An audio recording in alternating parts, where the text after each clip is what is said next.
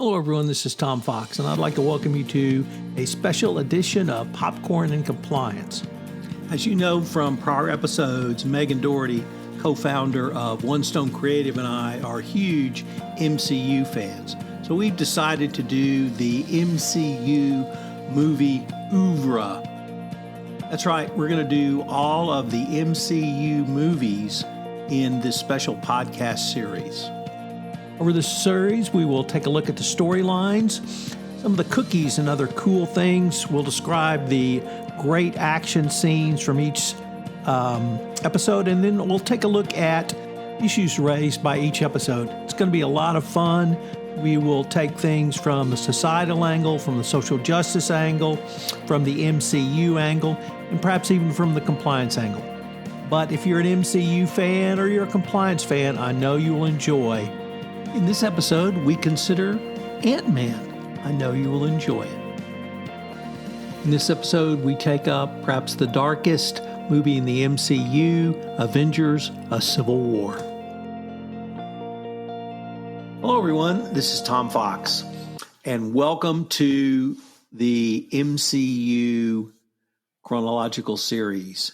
Megan Dougherty and I are back with our continuing challenge, which is to review the entire MCU on Popcorn and Compliance. Why? Well, because it's there, and we're both MCU uber geeks.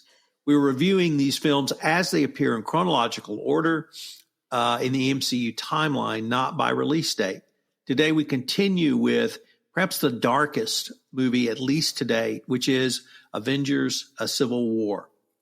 I am your co-host, Tom Fox, the founder of the Compliance Podcast Network and the voice of compliance.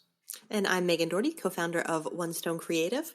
And as you were just saying, Tom, this is one of the darker movies that we've talked about to date, especially after, last week's episode, we were talking about the rollicking good time that was Ant-Man. Now we're here with Captain America Civil War, which, landed a lot harder. That it did. And I think you said this was an emotional roller coaster for you, and I certainly agree with that. Mm-hmm. It started early, and it went all the way through to the end. Just kept going, didn't let up. We saw Bucky Barnes as the Winter Soldier activated and saw him murder Howard Stark and Betty Stark in a pretty stark way. No pun intended by that reference. Oh, come on, you intended that. We saw Own your puns. The Avengers, while trying to save some a biohazardous material from being released, accidentally kill a large number of civilians, which led to some serious repercussions. We saw a murder of the king of Wakanda, which led to his son T'Challa becoming king, that we'll explore hopefully in a later show on the MCU, but still a pretty powerful set of scenes between father and son, and at the death of the father. We saw, for me, perhaps the most touching around Captain America, Steve Rogers, and what he still feels for his best friend, Bucky Barnes. Even though Bucky has been the Winter Soldier and is now trying to break free from that inside his own head, and the consequences of that. We saw Tony Stark find out the truth about the death of his parents, and in a very, very bleak way, which leads to a huge confrontation and a rupture of the Avengers. So, and we haven't even started to talk about the action yet. So it really was. It's a long movie, but you just sit literally on the edge of your pants or seat rather and watch it. I guess maybe we should start with explain why I saw it so dark. But what did you see, Megan? Well, the first thing that really jumped out to me was, there are these individual conflicts that are happening when it comes time to talk about the Sokovia Accords. So just as a little background, I'm sure everyone listening knows, but, this is some kind of UN international-based oversight of the Avengers initiative. Seems eminently reasonable on its surface, but it really does bring up conflict between kind of the two factions within the Avengers. And I thought that the two factions and the way they ended up aligning was really, really interesting based on the characters that were leading them. So Tony Stark was pro-Accords and being regulated by the government. Steve Rogers, anti-Accords, not willing to accept that kind of regulation from higher authority, which is a complete reversal for each of them from how they started out in the MCU. Where Captain America was the collectivist who was working, as part of a group to save America as a team for, the rest of the world. And Tony Stark was this capitalist individualist who had never thought about anyone else before, is now saying, no, we actually do need this government oversight to protect people and to protect ourselves as we do this dangerous work and we kill civilians. So I thought that was super fascinating. Kind of the individualism of Captain America versus the collectivism of Tony Stark was both surprising and really, really touching and relevant in so many areas of the world. But I thought that was a super great way to start off the film. That was the big one for me. What about yourself?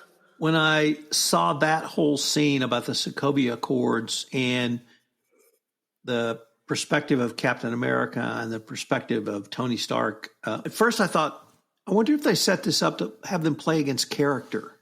Because you're absolutely right. It made no sense for Tony Stark to support government control. And Captain America is from what we call in America the greatest generation, and their motto is shared sacrifice.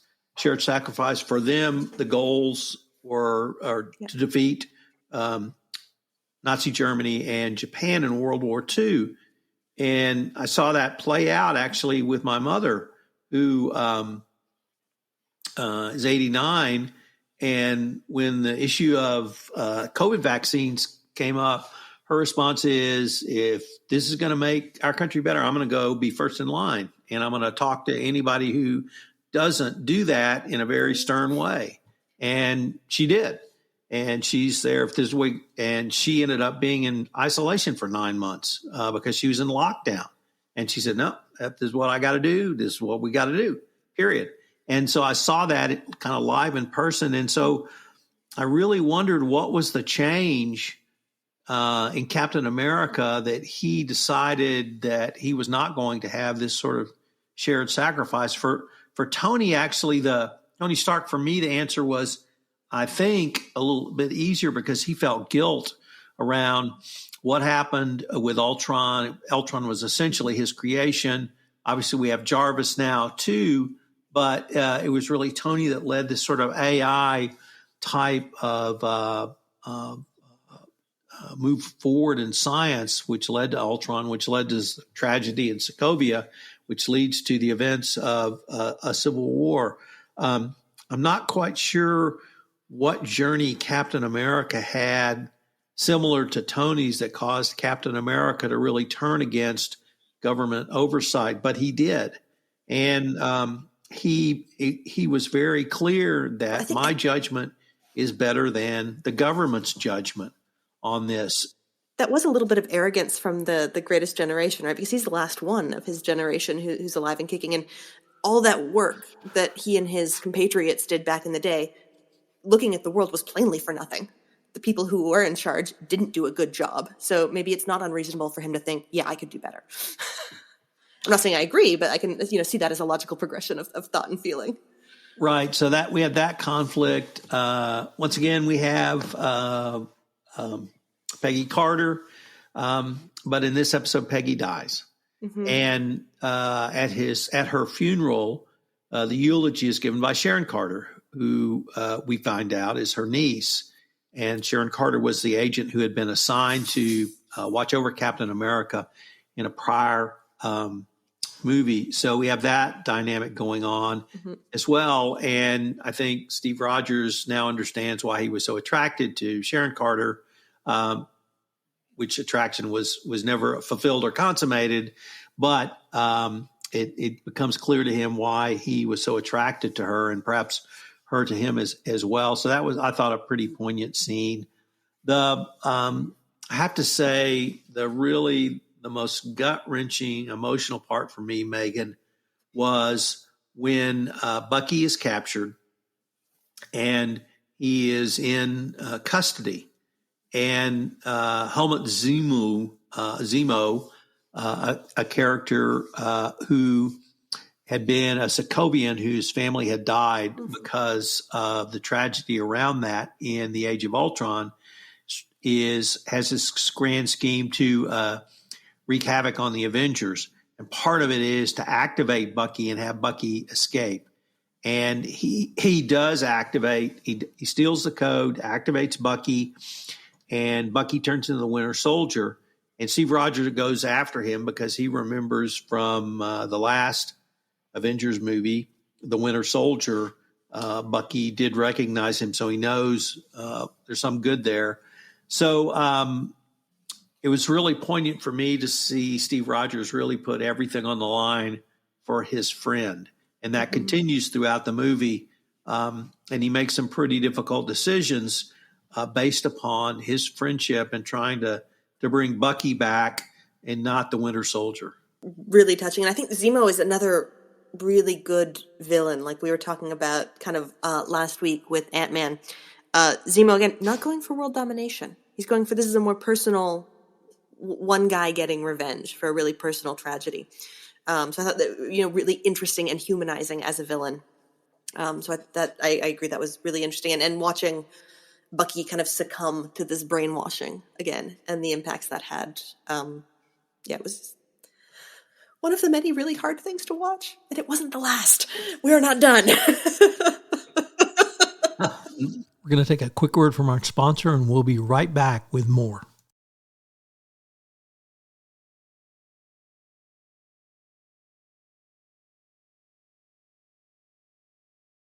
No, we're not. So what were some of the Easter eggs that you enjoyed?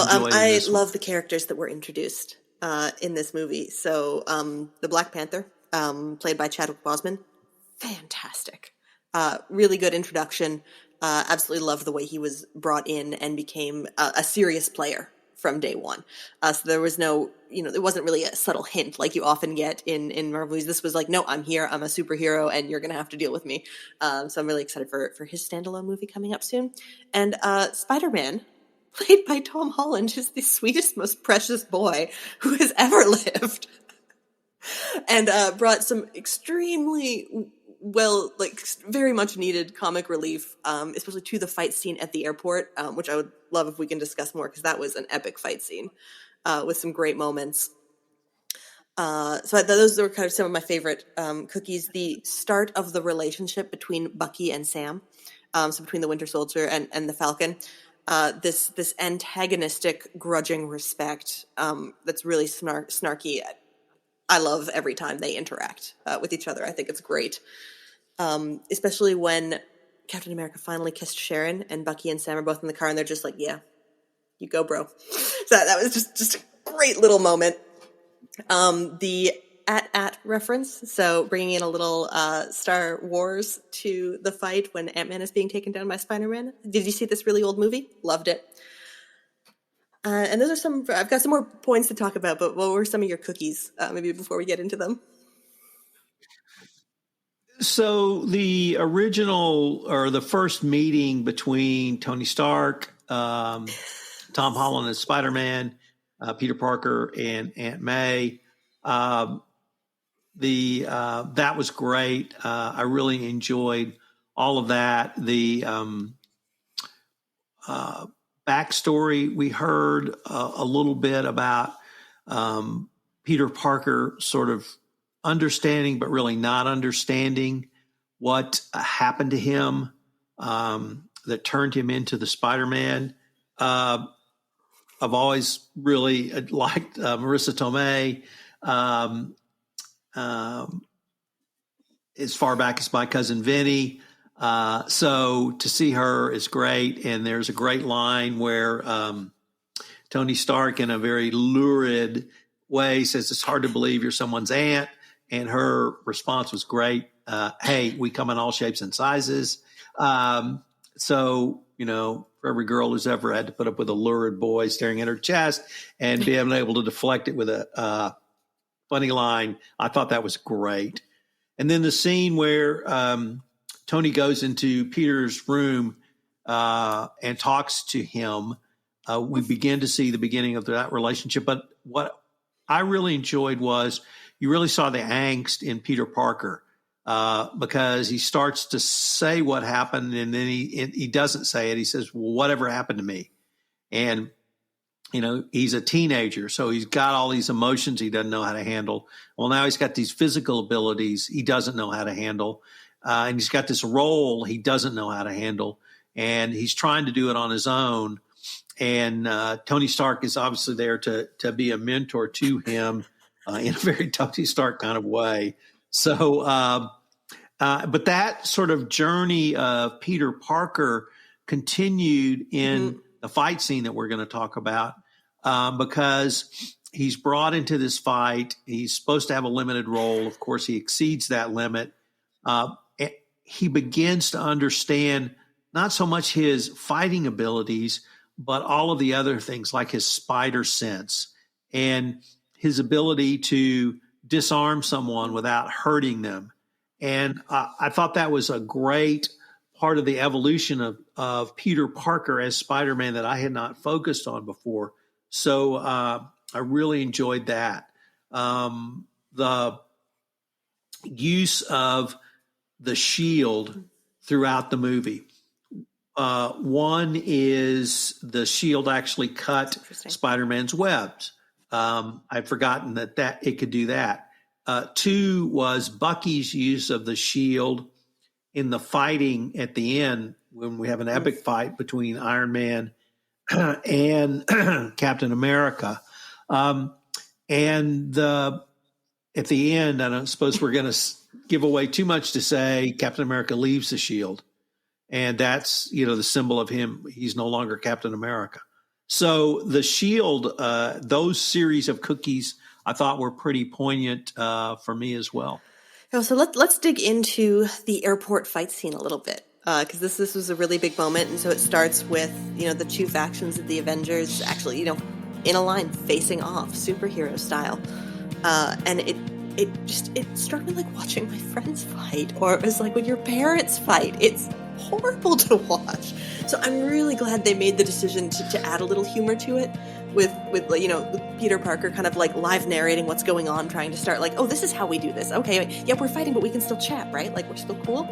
I thought that was really useful. Scott Lang was hilarious when he got gigantic. Just that cackle of success was a really great moment. Hawkeye and Black Widow fighting a little bit. So like, we're still friends, right? Well, yeah, it's just what we're doing right now. What were some of your favorite in the fight moments? So actually, the fight scene was just fabulous, incredibly choreographed well. But the part I wanted to focus on, maybe for this podcast, Megan, was near the end when Bucky and Captain America are trying to steal a jet to go stop Zemo from, they think, releasing other Winter Soldiers. And Natasha Romanoff lets him go. Mm-hmm. And I really thought about that on many different levels. There's something going on between Natasha and Captain America, once again, unconsummated, unfulfilled, but there's something there. So that's part of it. But she has all of her life basically been a double agent. Mm-hmm. And is this something she can never play it straight for one side anymore? And then I guess the last thing is, does she no longer believe as strongly as she did in following the Sokovia Accords? And I don't know the answers really to any of those questions, but it seemed to me that was equally a poignant scene. And of course, she pays for that, as do the rest of them. But I found that to be a great way for that whole fight scene to end. I think so too. And I mean, I absolutely down to my bones refuse to believe it is anything other than a pure friendship between Black Widow and Captain America. It will not be soiled by romance because their friendship is really nice. But I do think she has a real trust for him. Like, she was the only one who went to Peggy Carter's funeral to be there for Captain America. And, that was a really touching, lovely thing. And I think she trusts him ultimately, even if she does believe in the Sokovia Accords. And if he really believes that there is, you know, an army of super soldiers, she probably thought it was worth it to, you know, make this one last exception, even if she had to fall on her sword to do it. The final fight scene in Russia, where Tony Stark finds out that it was Bucky Barnes as the Winter Soldier who kills his parents, and it's very graphic how they're killed. The mother, Tony's mother, is killed, who's not a character we've seen a lot of, but clearly that's what, to me, took him over the edge. And then we have just this intense fight scene where Bucky and Steve are able to fight Iron Man basically to a draw. What were you thinking or feeling during that? At that exact moment, I was still recovering from "Give Me Back My Rhodey," and War Machine, you know, being so hurt, which that hit really hard.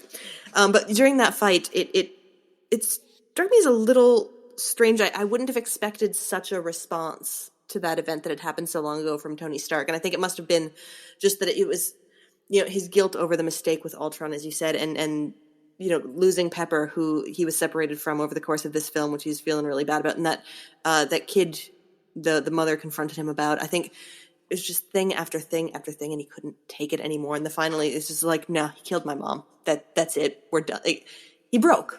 You know, he broke as kind of all of that character development, all of that development he's done as a person. It just, down to a kid, is, where's my mom? You took my mom away. So it, like, bawling with the tears, and I feel like neither of them wanted to be there doing it. But at that point, it was a grudge match, and it had to be finished. What were your thoughts on it? I found, once again, I found that very poignant. I thought the mother is what sent Tony Stark over the edge. The fight scene was painful to watch because they really were. They may have been trying to kill each other, but that wasn't the point for me. The point was they were trying to beat each other to death with their fists. And when you get, I've been like that a couple of times, and that is the most basic thing there is when you want to literally beat someone to death with your own fists. That is rage and hate and kind of every negative emotion that you can have. And I saw that in that fight scene. It was an incredible choreographed fight scene. Bucky and Cap fighting together against Iron Man. Bucky has his mechanical arm sheared off by Iron Man. You mentioned War Machine. That's a whole nother subplot going on where he's paralyzed and he has to try to come back from that. We're going to, I'm sure, get into that in another movie, but and then the end where he leaves the shield and walks off, and I mean Captain America, Steve Rogers. Then Zemo says, "My work is finished. I have destroyed the Avengers from within." But and he starts to kill himself by shooting himself, but he's stopped by the Black Widow and the Panther, excuse me. And then there'll be other adventures with Mr. Zemo that we will touch on in later shows. Mm-hmm. So it was just dark all the way through, painful all the way through, but a great addition to the entire MCU universe for me, Megan. Yeah, same here. It was a level of seriousness that I think is kind of getting us ready for what's coming. And it had all been, it had all been too easy up to now. They'd had only external challenges as a team, and this was their first real internal challenge. And that's, it's a lot bigger. It's a lot harder to deal with that. And I thought that the whole subversion of, who the big bad in the movie was going to be, it's going to be this army of winter soldiers that we're going to have to fight. No, the real bad guy is your feelings, and you're going to have to deal with them. I thought that was really, really good. So I loved the film. As much as it was emotionally difficult to get through. Oh, and just a last note on Vision and Wanda, I thought was another really interesting aspect of this movie, because Wanda got a rough ride in this movie. She did not intend to hurt all those civilians. And I mean, she's not old. She's not a grown up, really. Like, barely, I would say. And the relationship between her and Vision, I thought was really, really interesting. Especially after he inadvertently caused so much harm to Rhodey, because that put him at a level with Wanda, I think, in a really important way, and set the stage for where they go next in their relationship. Well, we're at the end, and I'm Tom Fox. I hope you will join us again for our next episode of Popcorn and Compliance, the MCU series. And I'm Megan Dougherty. Join us again next week when we take up Black Widow. This is Tom Fox again. Thank you so much for listening to this episode of Popcorn and Compliance, the MCU series. I hope you will join Megan and I next time when we take up. Please join us again for our next episode where we take up the Black Widow. Also, I'd like to tell you about a special podcast series that recently premiered on the Compliance Podcast Network, Trial of the Century, the Enron Trial, where with business journalist Lauren Steffi, who covered the Enron trial, we take a look at the trial of Enron as opposed to the bankruptcy. I know you'll enjoy it if you like fraud, if you like trials, or you just like a good story. Check it out on the Compliance Podcast Network. This podcast is a part of the C-Suite Radio Network. For more top business podcasts, visit c-suiteradio.com.